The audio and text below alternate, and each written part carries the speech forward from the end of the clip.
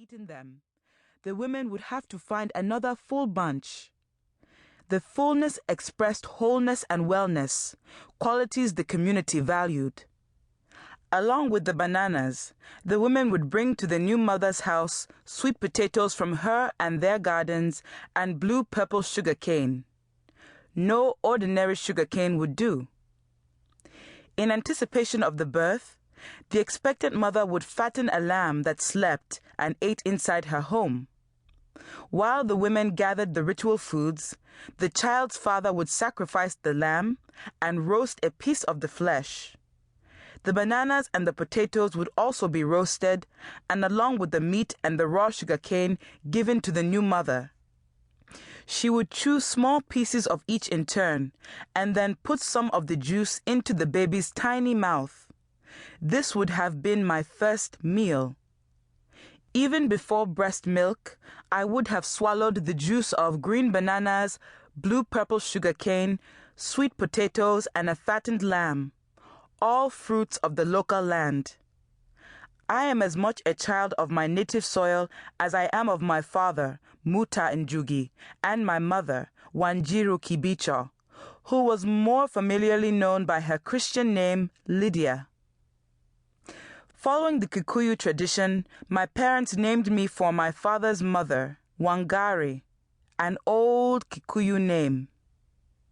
According to the Kikuyu myth of origin, God created the primordial parents, Gikuyu and Mumbi, and from Mount Kenya showed them the land on which they were to settle, west from Mount Kenya to the Aberdares, on to Ngong Hills and Kilimambogo, then north to Gabatula.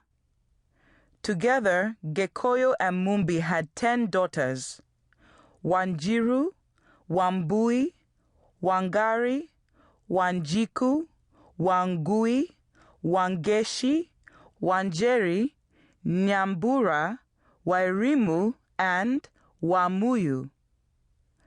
But they had no sons.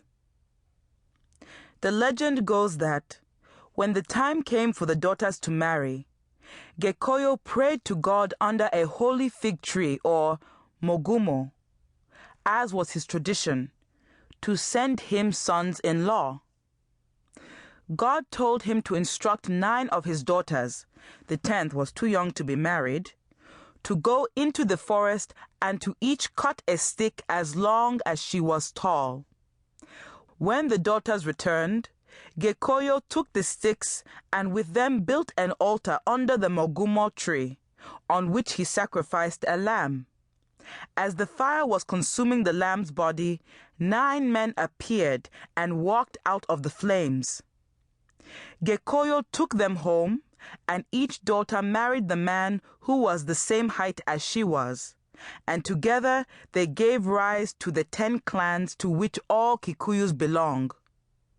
Even though the youngest daughter, Wamuyu, did not get married, she did have children. Each clan is known for a particular trade or quality, such as prophecy, craftsmanship, and medicine. My clan, Anjiro, is associated with leadership.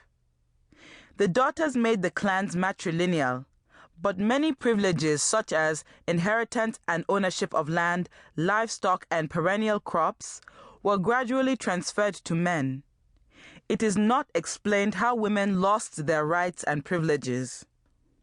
For the Kikuyus, Mount Kenya, known as Kirinyaga or Place of Brightness, and the second highest peak in Africa, was a sacred place. Everything good came from it: abundant rains, rivers, streams, clean drinking water. Whether they were praying, burying their dead, or performing sacrifices, Kikuyus faced Mount Kenya, and when they built their houses, they made sure the doors looked toward it.